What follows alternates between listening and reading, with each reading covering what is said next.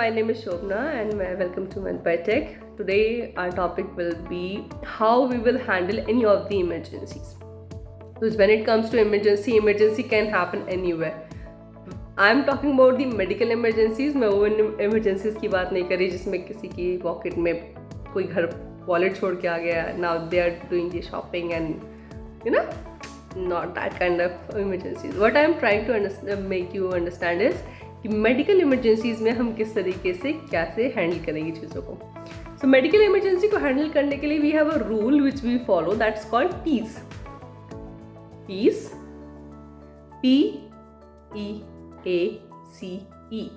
P stands for protect, E stands for evaluate, A stands for activate and C stands for care, E stands for execute. ये तो हो गया full form. चलो समझते हैं इस चीज़ को. When it comes to P, it's called protection. समझो, जब मैं किसी को बचाने जा रही हूँ तो मुझे खुद की प्रोटेक्शन, उसकी प्रोटेक्शन का ध्यान रखना होगा. प्रोटेक्शन को हम लोग 3 चीज़ों में डिवाइड करते हैं: own self, victim and the bystanders. जब भी कोई चीज़ हल्का से भी कोई इंसान को कुछ होगा ना मेडिकल इमरजेंसी, तो लोग उसे घेर कर बैठ जाते हैं. फॉर एग्जाम्पल कोई एक्सीडेंट हो जाता है तो लोग क्या करते हैं, उसे घेर के बैठ जाते हैं. तो these are called bystanders. So हम लोगों को इनका भी सेफ्टी का ध्यान रखना है. अगर by chance just in case कोई भी एक्सीडेंट आपका रोड पे हो जा रहा है तो रोड के टाइम पर आप अपने आप को उस तक पहुंचाते वक्त ये चीज़ ध्यान रखिए कि जब आप पेशेंट को शिफ्ट कर रहे हो, कोई भी पेशेंट को फर्स्ट एड देने से पहले एक ऐसी जगह पर पहुंचाओ जहां पर प्रोटेक्शन हो सके, वहाँ उसे फर्दर इंजरीज ना हो. सबसे पहला एरिया ऑफ इंटरेस्ट क्या है? प्रोटेक्शन. सो जब भी कोई पेशेंट है उसको ऐसी सेफ जगह पर लेके जाओ जहाँ पर उसे फर्दर इंजरीज ना हो. नाउ जब कोई बीच ट्रैफिक में या फिर बीच रोड पे किसी को कुछ हुआ है, दैट मोमेंट ऑफ टाइम बहुत सारी गाड़ियाँ चल रही होंगी और बहुत सारे आपके बाय स्टैंडर्ड्स भी खड़े हो जाएंगे. बहुत सारे लोग होंगे खड़े हो जाएंगे घेर के, तो उनको भी हमें चोट नहीं लगानी, भले ही उनका पर्पस कुछ भी हो. राइट, भले ही उनको कोई भी पर्पस हो, बट हमें उनको चोट से प्रिवेंट करना है. तो हम लोग उनकी प्रोटेक्शन को भी ध्यान रखते हैं. तो when it comes to P, it is applicable for 3 person. एक own self, second the victim and third will be the bystanders. Right, this is the P. Now when it comes to E stands for evaluation. Evaluation का मतलब होता है मैंने patient को देखा और समझने की कोशिश कर रही हूँ कि उसे हुआ क्या है. क्या उसे ब्लीडिंग हो रही है, क्या वो कॉन्शियस है, क्या वो सांस ले पा रहा है, क्या वो आपसे बात कर पा रहा है.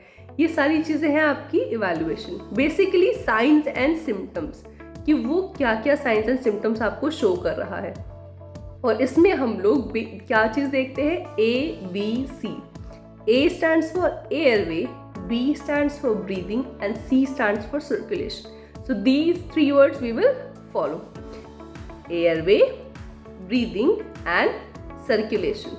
तो जब भी आपको कोई ऐसी कंडीशन आएगी, सबसे पहली चीज़ क्या है? मैं उसका एयरवे चेक करूँगी, सांस आ रही है नहीं आ रही. आपका ब्रीदिंग चेक करूँगी, उसके बाद फिर आपका सर्कुलेशन चेक करूँगी.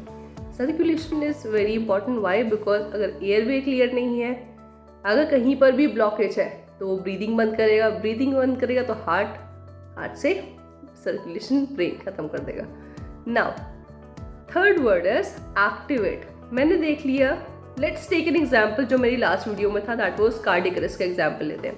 तो मैंने देखा कि उस पेशेंट की पल्स नहीं है, ब्रीदिंग नहीं है और पेशेंट रिस्पॉन्सिव भी नहीं है. जब मैं उसे हेलो बोल रही हूँ, हाय बोल रही हूँ, वो नहीं सुन रहा मेरी बात को. तो मैंने ये चीज़ इवैल्यूएट कर ली. अब सबसे पहला काम क्या है? एक्टिवेट. क्योंकि मैं कितनी भी मेहनत करूँगी ना उस पर, अगर उस पर ऐसा कोई पर्सनल नहीं है, उसके पास नहीं पहुँचता जो वाकई मेडिकल फील्ड से है, तो उसको बचाना हमारे लिए मुश्किल हो जाएगा. तो what we will do is, सबसे पहला काम साइंस एंड सिम्टम्स देखने के बाद एक्टिवेट करो. दैट मीन्स एम्बुलेंस को कॉल करो. Understood? So A stands for activate or activation. That means you have to call the ambulance. Right? Next we have C. C stands for आपका P हो गया, E हो गया, A हो गया. Now we have to come to the C.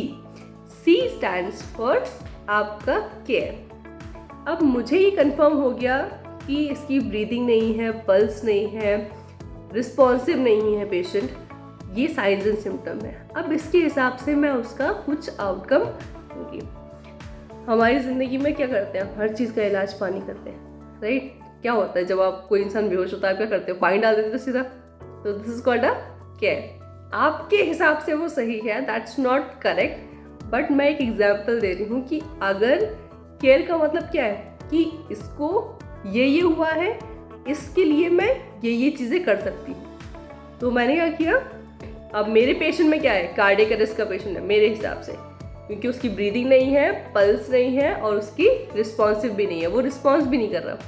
तो मैं क्या करूँगी, तुरंत क्या प्लान है मेरे पास, care stands for action plan, कि क्या क्या चीज़ें आप करोगे। एक्शन प्लान का मतलब क्या है कि ये चीज़ें मैं कर सकती हूँ। एग्जीक्यूट का मतलब होता है कि मैं उस प्लान को एग्जीक्यूट करूँ। मैंने कहा कि कार्डियक अरेस्ट का पेशेंट है, अब मैं CPR देना शुरू करूँगी, तो मैं CPR देना शुरू करूँगी, that's called execution. This is how it works. For ये इस तरीके से ही ये वर्क करता है। सो P stands for P protection, E evaluation, A activate, C care and E for the execution. This is how it works. अगर आप ये चीज़ ध्यान रखोगे तो ये आपकी मेडिकल इमरजेंसी, कोई भी मेडिकल इमरजेंसी होगी उस पर ये एप्लीकेबल होगा। So that's all for today's video. So hope you understand. और जब आप नेक्स्ट टाइम पे चीज़ें फॉलो करोगे तो थोड़ा ध्यान, इस पीस को ध्यान रखना। कोई भी इमरजेंसी, इस पीस को ध्यान रखना।